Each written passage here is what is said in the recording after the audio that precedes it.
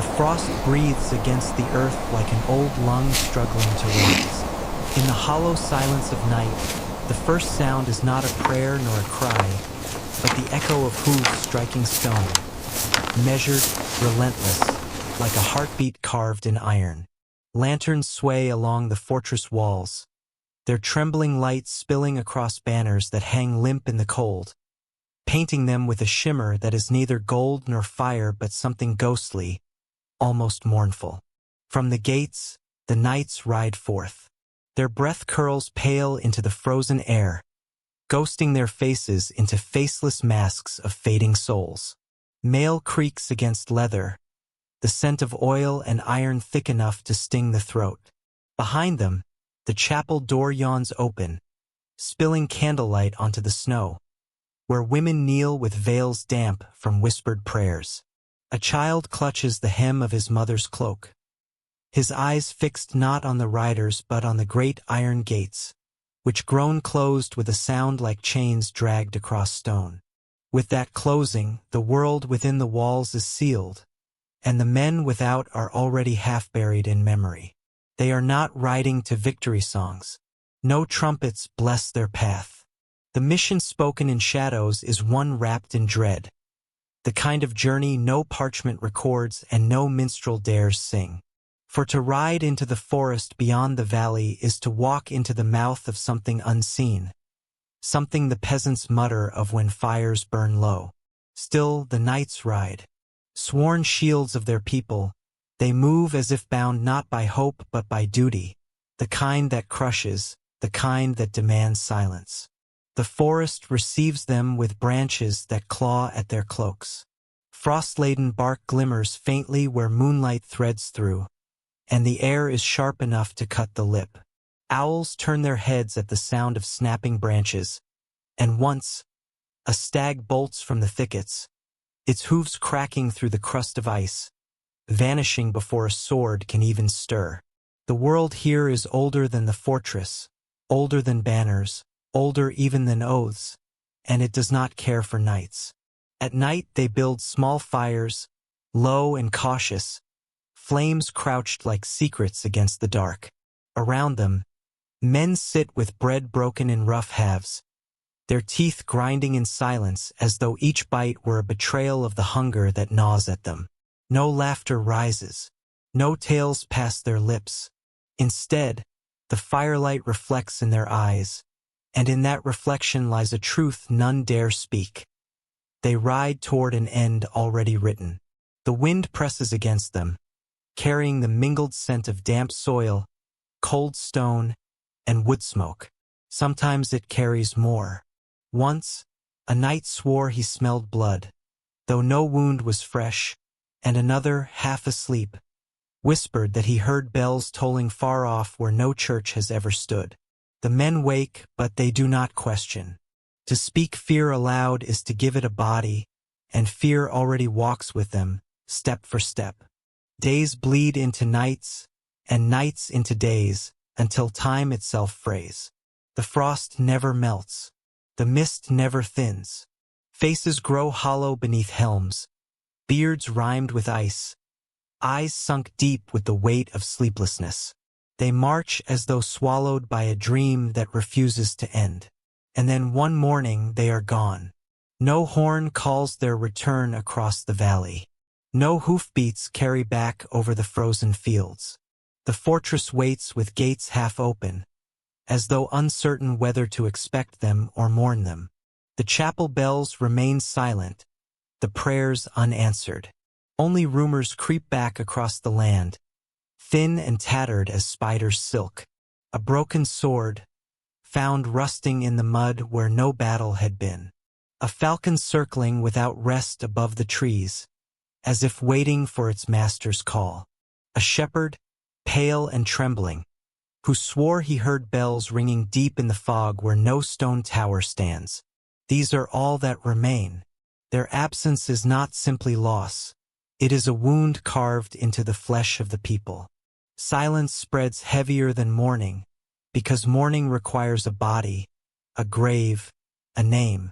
Here there is none, only a swallowing emptiness. And so the whispers begin. Some say the forest itself took them, roots twisting upward like serpents to drag men into the soil. Others claim an old oath was broken, and the earth claimed what was hers. A few, bolder still, whisper of darker things. That the knights never died but wander still in the mist, armor hollow, eyes vacant, doomed to ride until the end of days. Mothers hush their children when the wind howls, telling them not to listen too closely, lest the vanished call their names. Shepherds cross themselves when fog rolls thick across the fields, muttering prayers not sanctioned by any church. And at night, in the fortress halls, a candle flame will gutter without wind, and a knight's widow will rise, thinking she has heard the sound of hoofbeats outside her door. The people once looked to their knights as shields, iron walls against despair.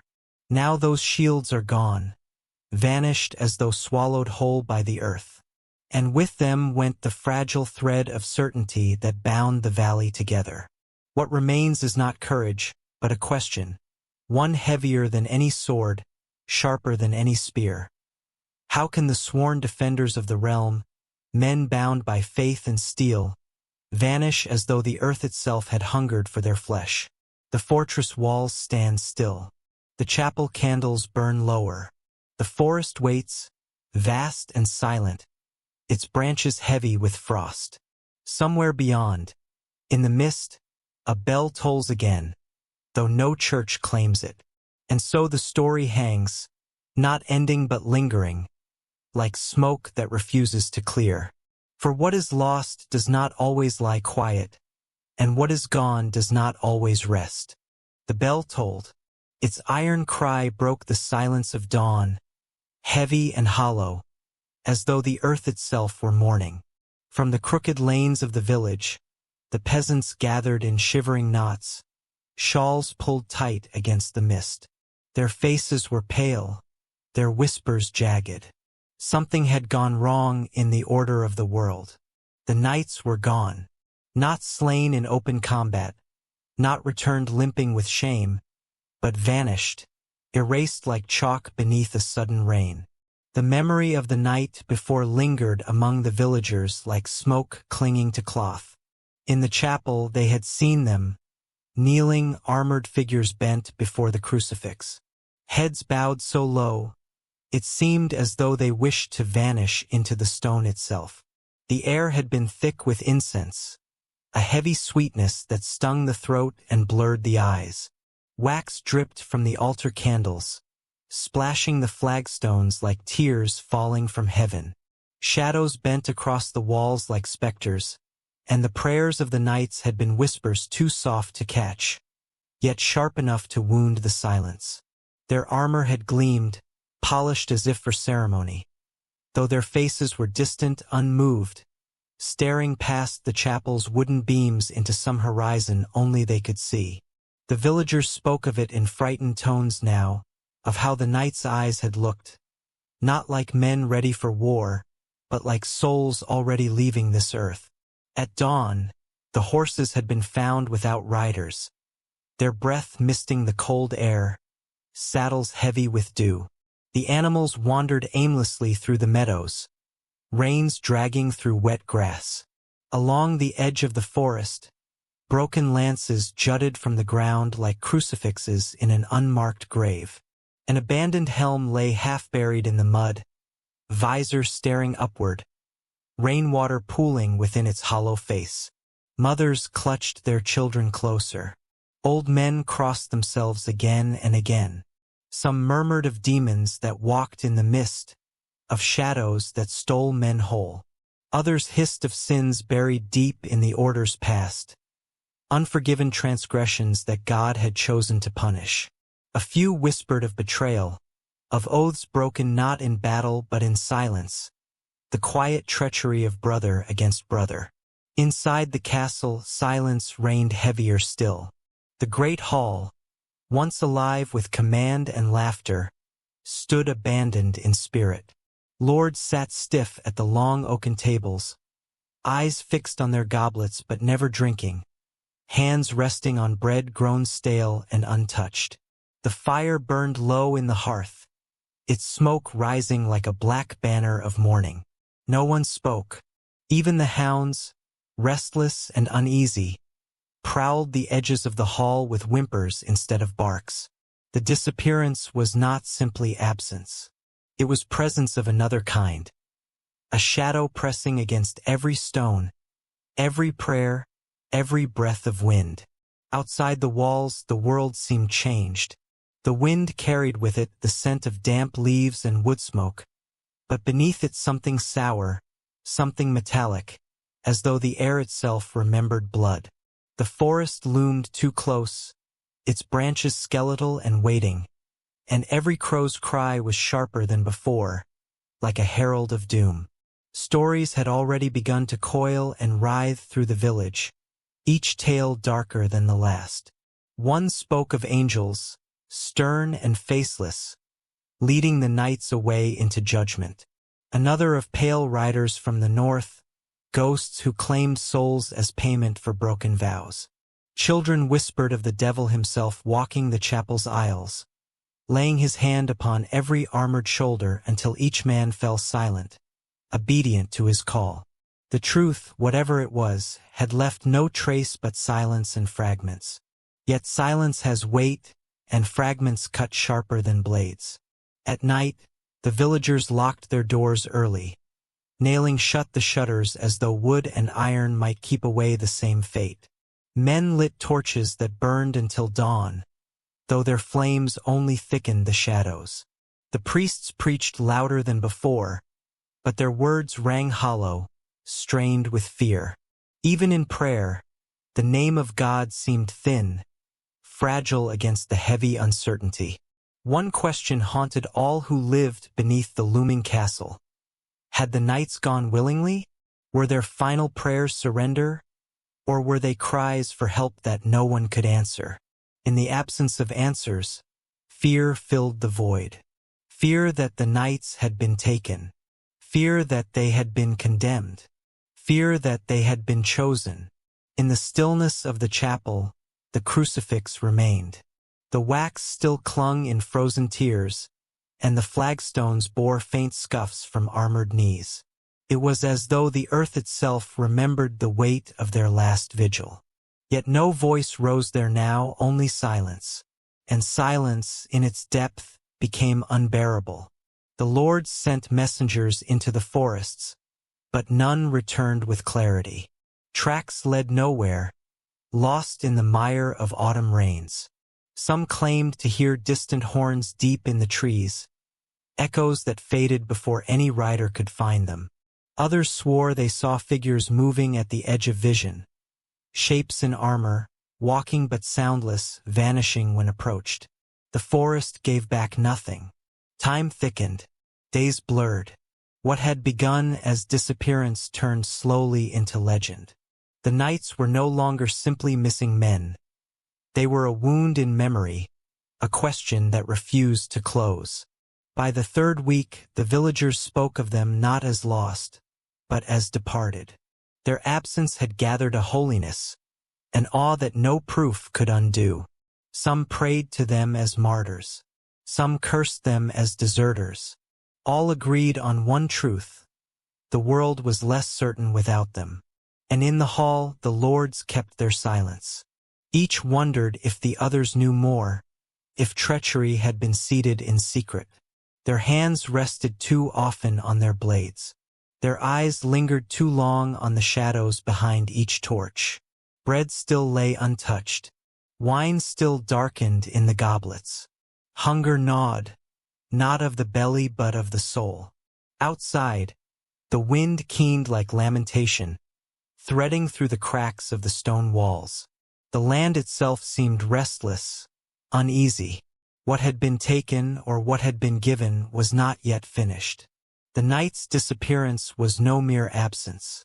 It was prophecy unspoken but felt, a riddle of destiny, born not in triumph but in silence. Somewhere, beyond the veil of fog, their story was still unfolding. And though no man knew where it would lead, all could feel its shadow lengthening. The world waited, and in the waiting, fear grew teeth. A slow rain drips upon the cobblestones, each droplet hissing where it meets dying torches. The streets are narrow, swallowed by shadow, yet the villagers gather, hoods pulled low, cloaks heavy with damp. They dare not speak, only watching. For what passes before them is no festival, no procession of triumph, but something colder, final. The knights ride with visors lowered, faces sealed away in steel.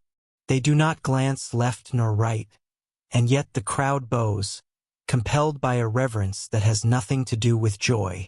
Their horses clop with measured rhythm, a sound too slow, too hollow, as if echoing from beyond the grave.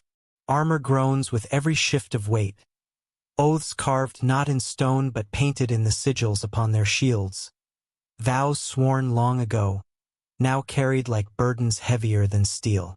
A mother lifts her child, desperate to fix this moment in tender memory. The boy raises his hand, fingers splayed in innocent farewell, but the gesture hangs unanswered in the mist. The knights do not see him, or perhaps they cannot. Their eyes are fixed on horizons the villagers cannot fathom, already dwelling in battles not yet fought, in graves not yet dug. The air is ripe with the smells of life, wet wool, dung, smoke curling from damp hearths. Yet beneath it lies another scent, subtle but unmistakable. Fear, sharp as iron, clinging to every breath. The cathedral looms behind them, its arches slick with rain, bells silent, as if heaven itself has turned away, refusing to sanctify what is about to unfold. And so the riders depart, hooves striking the last stones of the village before the path turns to mud. The road carries them into the marshland, where reeds bend like mourners, where crows scatter in restless clouds. The sky hangs low, pressing upon them, a ceiling of gray too heavy to be borne. Water pools around their horses' hooves, sucking at each step as if the earth itself resists their passage. Days pass. To the villagers, the nights become legend even before they are gone. Whispers spread in taverns where firewood refuses to burn dry. Some claim the men ride north, others say east. But no one knows. Only one fisherman swears he saw them at dusk, when the river glowed with the last embers of the sun. He tells of shadows upon the water, figures mirrored like phantoms, armor glinting faintly before melting into night. When villagers later return to that riverbank, hoping to glimpse the trail, they find only fragments. A gauntlet, heavy with silt. A rosary, its beads snarled in reeds, their cross dulled by rust. A horse's bridle, green with moss, abandoned to the current. Nothing else. No cries of battle. No blood, no broken steel. Only silence. It is as though the marsh had opened its maw and swallowed them whole, steel, flesh, and oath alike.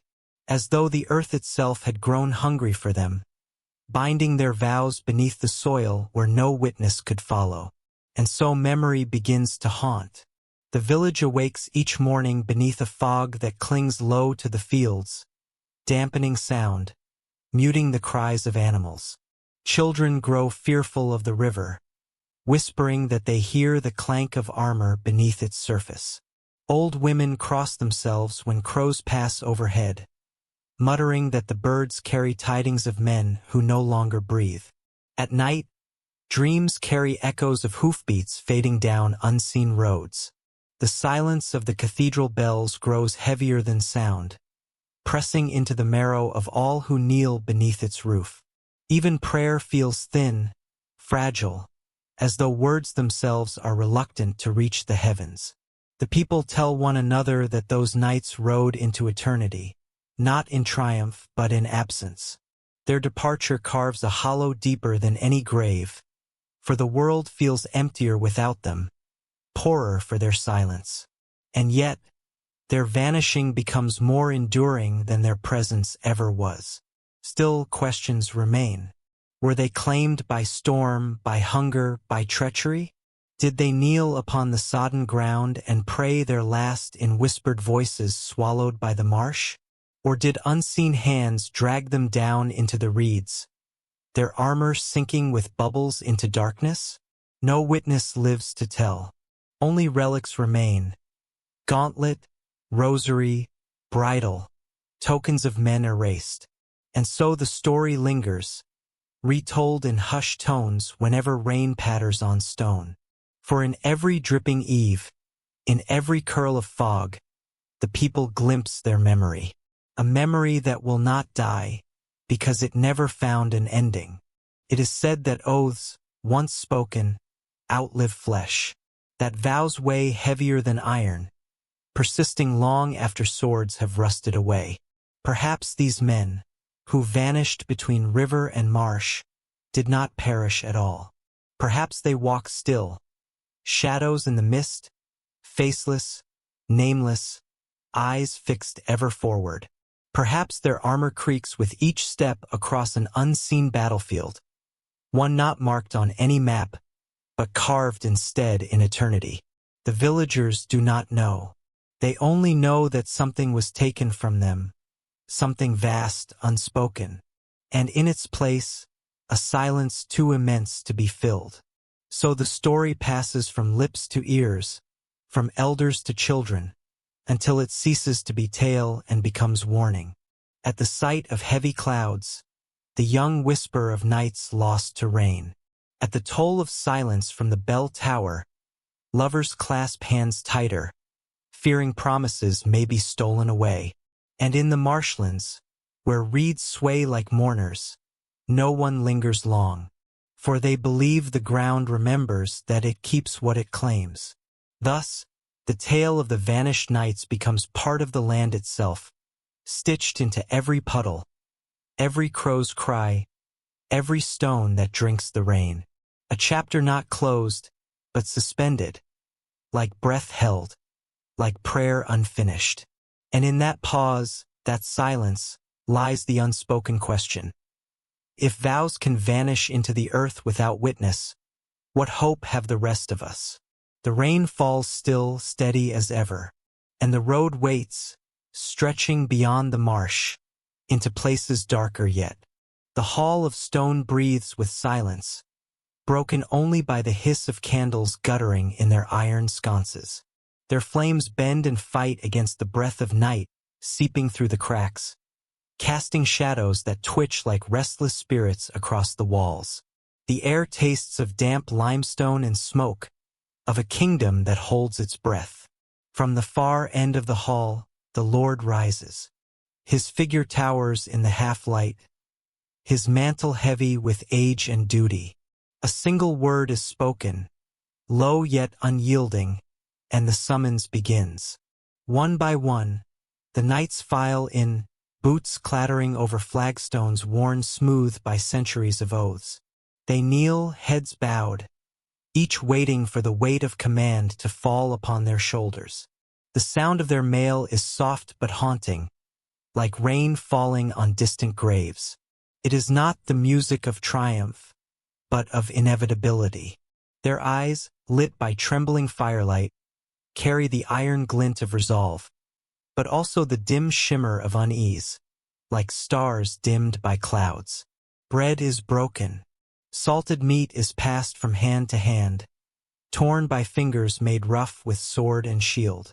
It is a final communion, not of saints, but of men who know that the road ahead is dark. No words are needed. The chewing is slow, deliberate, as though each mouthful might be the last. Cloaks are gathered, and as they rise, the stone echoes with the whisper of fabric trailing across the floor, a sound like farewell. Beyond the walls, the courtyard breathes with the musk of beasts. The destriers stamp and snort, their nostrils flaring white in the cold. The reek of wet hay and horse sweat hangs thick in the air. The animals sense what men cannot voice, the burden of journeys from which there is no return. A squire fumbles with a saddle strap, his hands trembling though his master shows none. Somewhere, a dog howls, sharp and hollow, before the storm swallows its cry. The gates creak open. A low rumble of hooves builds like thunder beneath the earth, and the company surges forward. The night splits with lightning, tearing the sky into jagged fragments. For the blink of an eye, their banners are revealed, flaring like phantom fire, symbols of faith turned into fleeting ghosts. Then darkness swallows them again, and the rain lashes down like iron nails hammered into the earth. They ride into the storm. Time loses shape. Days collapse into nights, nights into days, until both become indistinguishable beneath the cloak of cloud. Their silhouettes blur against the horizon, swallowed by hills and forests, crossing rivers swollen with the sky's grief. Yet no word returns. In taverns on lonely moors, among the smoke of peat fires, whispers grow. A farmer swears he saw them, figures at twilight, riding single file along the ridgeline. He waved, but none returned the gesture. Their shapes seemed carved from mist itself, dissolving into the gathering dark. A shepherd, herding his flock at dawn, finds something lodged deep in the earth. He pulls it free, a talisman crudely carved, etched with the holy cross. Yet the wood is slick with a stain too dark, too stubborn to be rust alone. He casts it away, but the mark clings to his palm like a curse. That night, his sheep scatter without cause, their bleats echoing into the void, as though chased by unseen riders. And still the castle waits. Weeks bleed away. The hearth burns lower with each passing night, embers sinking into a dull glow. The air inside grows heavy, thick with silence that no laughter dares disturb. Armor stands empty in the armory, helmets staring hollow-eyed into the dimness, their steel catching only the faintest scraps of light. Dust gathers, the scent of neglect rising like mildew, choking the breath of memory. In the chapel, women kneel with clasped hands, faces pale with fear.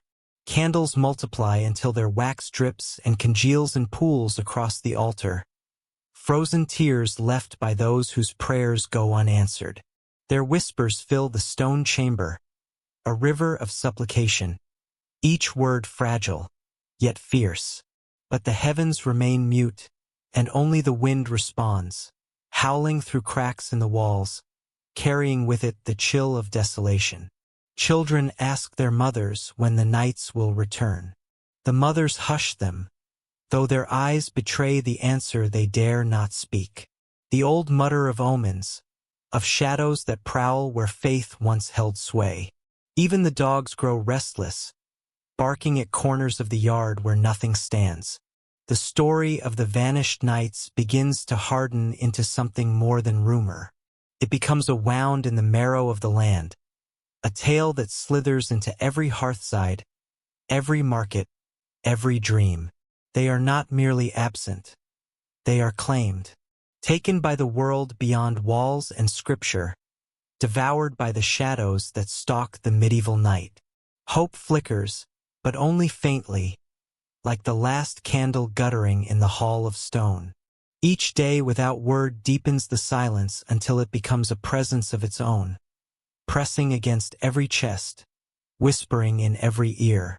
And then comes the knowing, the slow, unspoken truth that what left the gates in thunder and faith may never again return in flesh and bone. The land is poorer, hollower, as though the earth itself has swallowed its guardians. Yet the tale will not end here, for in the silence of absence, something darker stirs. The vanishing of knights armored in faith, men who rode with the cross upon their banners, becomes not a story of valor, but a warning, a reminder that the world they inhabit is neither safe nor certain, that even steel and scripture cannot shield against the shadows creeping at the edges of the known world. In the chapel, a child lights a candle with trembling hands. The flame rises, small but defiant, and for a heartbeat it pushes back the darkness. But the wax drips fast, too fast, as though time itself is eager to consume the light. The hall of stone waits again, candles guttering in the draught. But where once the knights gathered, now there is only emptiness, a silence that clings like frost, a silence that will echo into the next night, and the next until another summons is spoken, and new men step forward to kneel upon the flagstones. For in the medieval world, faith may command, but it is shadows that collect the toll. And so the tale of the vanished knights is not closed, but left hanging in the storm, an omen that bends toward what comes next. It begins at dawn, when the frost still laces the fields in delicate webs of silver. The earth breathes in silence, holding its chill like a secret. Across the yard of the keep, knights gather without a word, their cloaks drawn close, their armor muted beneath wool and shadow. The sound of hooves on frozen ground is muffled, as if the world itself wishes not to disturb this moment. Above them, a raven cuts circles through the pale light, its wings slicing the air with slow, deliberate strokes, as though it alone dares to bear witness to what is about to pass. Their lord stands upon the stone steps, his face carved by sleepless nights, his hand raised not in triumph, but in farewell. No speeches are offered, no promises made. The gesture itself, simple, heavy, final, says what words cannot. The gates shudder open, their iron groaning like some beast reluctant to release its prey. And then, with the creak still echoing through the valley, the knights ride out into the mist. The world swallows them. The fields close behind them. All that remains is silence. For days the keep waits. The villagers wait. Mothers step outside at twilight, peering across the fields as if hoping to catch a glimmer of mail or hear the distant roll of hooves returning home. But the road remains bare. The hills whisper nothing. Whispers take root in their place. A merchant, pale from travel, tells of caravans that vanished along the northern road, of torches flaring against the horizon in the dead of night, yet no camp ever found at dawn. He swears he heard singing, voices raised in tongues he did not know, carried by the wind from unseen fires. A farmer, driven by unease, ventures into the woods. There, among moss that drinks every sound and branches that hang low like arms in prayer, he finds hoofprints pressed deep into the earth. They lead forward into the shadows. They do not return. It is there he discovers it. A shield, discarded, its face marred, its crest scratched half away. No battle mark explains it. It looks instead as though it had been deliberately erased, the story of the night scraped clean from memory. The farmer touches it and feels a strange chill, not of the morning air, but of something older, darker, lingering within the grooves of that erased emblem. He leaves it where it lies, and tells no one for many days. But rumors travel faster than silence. They spread like weeds through the village, through the market, through the cloisters. Some say the knights were ambushed by brigands from the northern hills. Others whisper of heretics, those who cling to the old gods, hiding in ruins of temples long thought abandoned. But more frightening still are the voices that suggest something not of flesh and blood, that the forest itself claimed them, that shadows with ancient hunger rose from the moss and stone, swallowing men as easily as breath. Children dare one another to walk near the riverbank, where reeds bend low and the air tastes of damp iron. There, a child finds something caught upon a branch, a scrap of fabric, yellowed and frayed, torn from a tunic. It smells faintly of smoke, of sweat, of men who once lived, who once prayed, who once laughed in the halls of the keep. The child's hand trembles as he holds it, for it is proof that the knights were real, and proof also that they are gone. In the cloisters, Monks bend low over their manuscripts. Their candles burn deep into the night, dripping wax like tears upon their desks. Quills tremble as they write, but their ink does not record fact. It records absence. They describe the departure. They describe the silence. But the fate of the nights, no monk dares to set it in certainty. Instead, they write it in mystery, in verses as dark as the ink itself.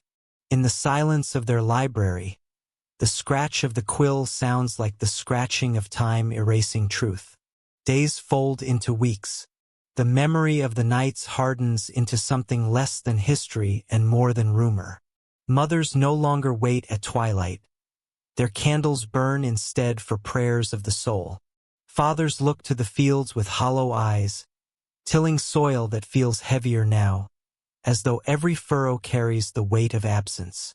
The legend takes shape, not of knights fallen in glorious battle, but of nights dissolved into silence. Their story stolen, scattered like breadcrumbs across a forest that refuses to speak. A shield, a scrap of cloth, the echo of hoofprints without return. These fragments become relics, not of victory, but of disappearance. And in their vanishing, the knights achieve what they could not in life. They become eternal, not in the songs of triumph, but in the shadows of imagination. A child whispers to another. They ride still, unseen, through the fog. An old man swears he heard them one night, hoofs pounding the road at midnight, only for the sound to vanish as though swallowed by the wind. A mother claims she dreamt of her son among them, his face pale, his eyes dark, his lips silent, riding into a mist that never clears. The keep itself changes. Its halls grow quieter. Its lord speaks less. At night he walks alone upon the battlements, staring into the distance as if waiting for shapes to emerge from the fog. The raven returns, circling once again above the yard, its black wings like strokes of ink across a pale page. The villagers watch, and some believe it carries the souls of the departed upon its wings. The forest grows thicker in memory. Each tale adds another tree, another shadow, until the woods themselves become endless. And somewhere within them ride the knights, forever turning, forever lost, their faces hidden by mist, their shields blank as erased parchment. And so, the silence grows louder than any battle cry. For what is forgotten, what is stolen from history, gnaws deeper than what is remembered. Yet even silence can lead forward. For with each vanished night, a question blooms, fragile yet piercing. Who, or what, waits in the hills? The villagers look north, toward the ruins whispered of, toward the shrines said to echo with songs not sung in centuries. And though fear roots them to their homes, something restless stirs, like the first flicker of a torch in a cave. For in absence lies the greatest summons of all. And so the chapter closes not with an answer, but with a shadow, with a forest that will not yield its truth, with a raven that circles still, carrying silence on its wings. Somewhere the road continues. Somewhere the mist hides more than vanished men. And the story, whether of ghosts or gods or heretics, waits for its next telling. Night descends with a sky of burning red, as though the heavens themselves have been set alight by some unseen hand. The air cuts sharp against the throat, thick with the bitter scent of pine torches crackling in the courtyard. Shadows stretch long across frozen stone as squires, pale with fatigue and fear, move with trembling hands. They tug at straps, tighten bridles, smooth the quivering flanks of restless steeds. No words are spoken, only the clatter of buckles and the soft whimper of leather being drawn taut breaks the silence. Even the youngest among them know, this departure is not toward glory, but toward the mouth of something far darker. The knights mount in grim succession, cloaks heavy with frost, mail gleaming dully beneath flickering firelight. Each man bears a torch that sputters in the wind, spitting sparks like fleeing souls. Their faces are set in stone, unreadable beneath the shadow of their helms. Yet their eyes glimmer, some with faith, others with dread. Around them no cheer rises, no horn sounds. It is as if the very earth holds its breath, unwilling to send them forth or to call them back. The iron gate creaks open, groaning like a wounded beast. Hooves strike against frozen ground, a hollow sound that lingers too long in the ears. One by one, they vanish into the black mouth of the night, torches bobbing like will-o'-the-wisps swallowed by the storm. The courtyard, once alive with the fever of preparation, falls silent again. Only the wind remains, carrying with it the scent of smoke and the faint, mournful clang of chain against armor already far away. The road winds into the mountains, where snow drifts thick and unrelenting. The sky lowers, heavy with pale veils that blur the line between earth and heaven. Each gust erases the world behind them. Tracks vanish as if the riders had never passed, their presence swallowed whole by the storm. In the valleys below, shepherds look up at the ridgelines, and in the breaking fog they swear they see them still, ghostly riders moving in silence, torches burning as if fallen stars had come to rest upon the mountain's bones. Days stretch into nights and nights into weeks. Whispers creep back into the valleys like cold fingers under a door. Not one night returns whole. Only fragments. A warhorse staggers down from the passes, eyes rolled white, foam crusting its lips, flanks lashed with wounds that no man can name. In a cave not far from the frozen river, hunters find a leather-bound prayer book, its pages stiff with ice, words blurred into unreadable stains. Each fragment is studied like scripture, as though meaning could be wrestled from ruin. In the abbey, monks gather in cloistered halls, their voices rising and falling in heated debate. Some claim the mountains themselves rose against the knights, that the storm was no storm but judgment, sent by the Almighty to chastise pride. Others whisper of ambush, of treachery planted not by heaven but by the hands of men. Their words echo through stone corridors, fading into vaults where candle smoke curls upward in thin spirals, vanishing into shadows like prayers unanswered. Meanwhile, the castle grows colder. The chapel bells hang silent, their tongues stilled, as if even bronze has lost its faith. Frost stiffens the banners until they no longer ripple but crack like brittle parchment in the wind. The hearths burn low, though the servants feed them faithfully, for flame alone cannot warm a place hollowed by absence. At night, children murmur their questions. Where have the knights gone? Why do they not return? Their mothers silence them with soft hands and hushed voices, afraid to name aloud a fate that holds no proof, for to give words to fear is to summon it. And so the silence deepens. What began as absence becomes wound, and what is wound soon grows into myth. The vanished riders take on shapes larger than men. Some say they became shadows in the storm, condemned to ride until Judgment Day. Others whisper they found passage into another world, one where no bell tolls and no dawn breaks. Each telling becomes another stone laid upon the monument of their mystery. Generations pass, yet the story clings like frost upon the old stones. Children who once asked timidly at their mother's sides now repeat the tale to their own, voices hushed as if the vanished might still hear. The knights who rode forth beneath a red sky, torches blazing like stars, who vanished into white silence. What became of them? No parchment answers, no priest swears truth.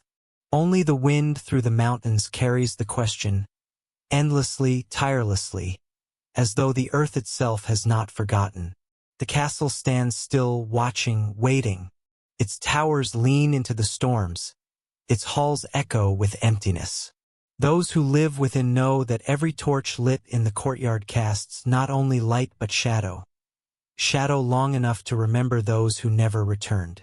And in the silence of winter nights, when the snow lays heavy and the fire burns low, it feels as though the sound of hooves might yet rise again, faint, distant, approaching or retreating.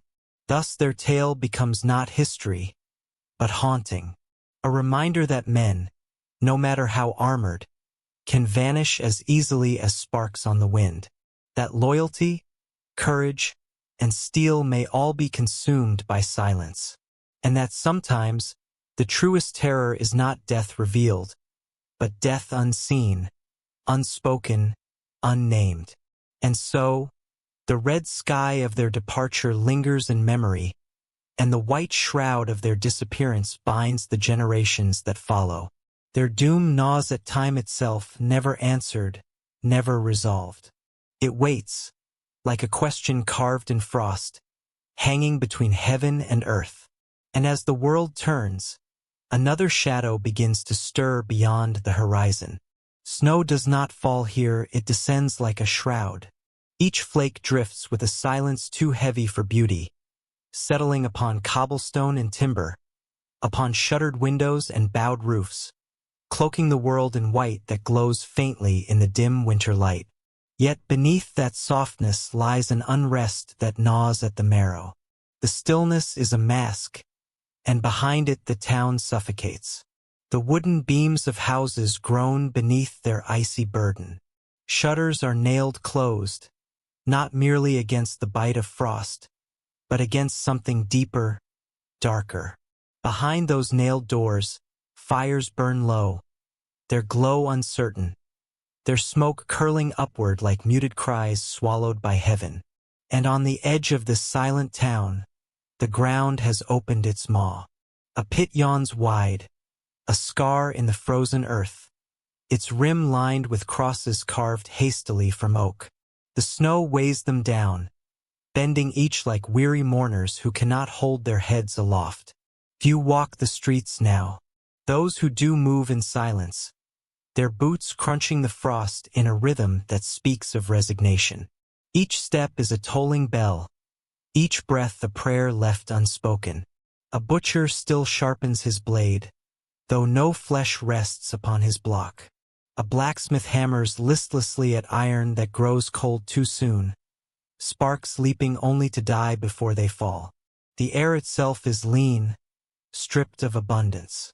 Trade has withered, famine has arrived, and pestilence sits like a guest at every table.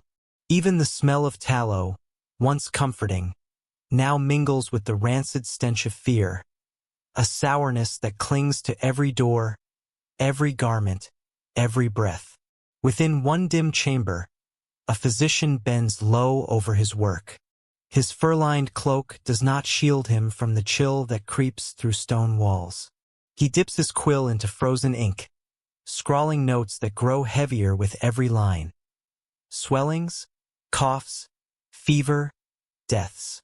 Each name inscribed is a life extinguished, each mark of his pen a toll for the grave. He tells himself that writing is resistance, that order captured in ink might stand against chaos. But he feels his hand falter.